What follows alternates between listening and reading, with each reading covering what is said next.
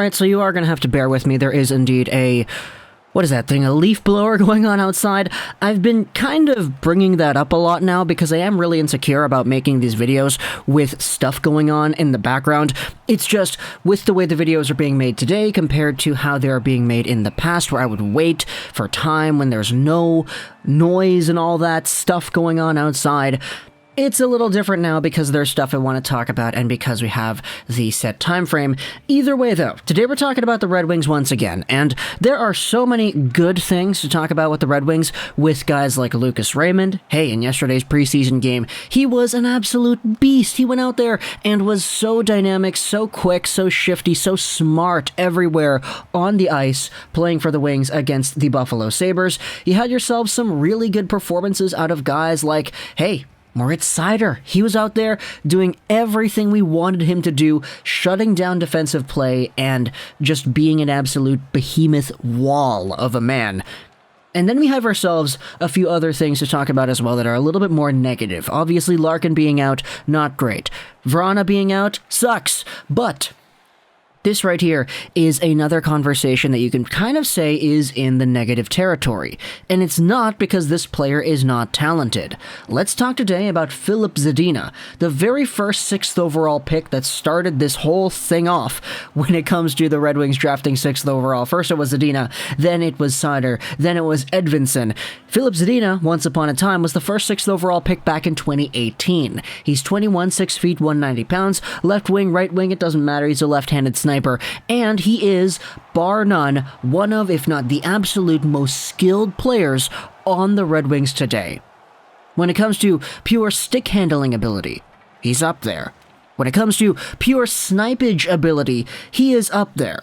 Filip Zadina has a very versatile and flashy offensive toolkit that makes it so that if he was playing at his best, this guy has the potential to go out there and absolutely shatter the lights out. It's why, back in his draft year in 2017-2018, he was seen as this potential, 40-goal, 90-point guy who was a lock to go 3rd overall in the draft. Now, he didn't, because Montreal and Arizona, they needed centers, so Kotkaniemi and Barrett Hayton went respectively, and then 4th overall, Ottawa was like, oh, we really want Tkachuk, leaving Filip Zadina, the odd man out, who had been projected to going 3rd the entire season, and at some point around December of 2017 was projected to potentially even going 2nd over Andrei Svechnikov. He went out there and was dropped over to 6th overall, where the Red Wings snagged him up. It was actually Kenny Holland who did this, and not Steve Yzerman. But still, Filip Zadina today is an extraordinarily talented player, and you're going to have a tough time finding any Red Wings fan who disagrees with that idea. Last season, though, he had 19 points in 49 games played, which, if you do the math over a full 82-game season, 19 divided by 49 multiplied out by 82, hey, guess what? Filip Zadina was on pace for 32 points, which would have been a career high. It's just, is that really what we think out of Zadina when it comes to his actual maximum potential? Especially in a time frame where the guy is now 21, turning 22 years old. The idea we're talking about here revolves around Zadina and the way he perceives the game. I don't want to say the way he plays the game, because the way he plays the game, we know he is skilled, we know he is one of the most individually talented players on the team when it comes to puck skills and just dangling guys and sniping pucks and all that. But I wanted to talk about confidence, because when it comes to Filip Zadina, it has been a pretty interesting conversation to have amongst Red Wings fans. I'd seen this happen on the subreddit, I'd seen this on Twitter, talking about Filip Zadina and his confidence. Here's the post-game thread on our Detroit Red Wings that kind of summarizes how I feel when watching Zadina pretty well. This guy over here, Smokin' Dead Man's Dope, pretty weird username over there, talks about how in yesterday's game against the Sabres, guys like Pia Sutar, Nick Leddy, Moritz Seider, and Raymond are doing really well. And they also said that Filip Zadina looks really good. His two-way instincts are still elite, and he looks so good with a lefty feeding him on the power play now. It's only a matter of time before he goes off. Then we have a reply that kind of brings this whole idea together. I agree with your assessment of these players, except for Zadina.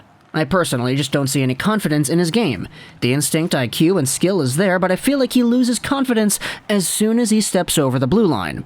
Then we have the original poster replying saying, yeah, I just went back and watched some of the tape. I agree with you now. The kid just needs a nice jolt of confidence to get going. He did make a few good plays though, but yeah, he gives up the puck too easily upon getting possession. The next reply actually says, yeah, I don't see anything special with Zadina. Now, to be fair, this one has -1 upvotes, so it doesn't really look like the Red Wings collective fan base, on this platform at least, seems to agree with it. But it is a really interesting point because when you watch Zadina with this idea in mind, try watching the tape after bringing up that idea about confidence in the offensive zone. It starts to really become apparent that Filip Zadina, despite being this talented hockey player that we have established he is, has been playing in a manner where it's honestly kind of difficult to imagine that this is his ceiling, I guess. You know, for Dylan Larkin, he's a guy who you know 100% what you're getting out of every night. You know he's going to put in effort, you know he's not going to back down, and you know that when it comes to battling in the corners, playing an offensive shift, or being the PK guy, it's tough to find Dylan Larkin on an off night, because Dylan Larkin is Dylan Larkin. He embodies the heart and soul of this team pretty much. For Filip Zadina, there are some nights where it's like, yeah, okay, wow, he is popping. He is making some really good plays, and he's got that swagger on.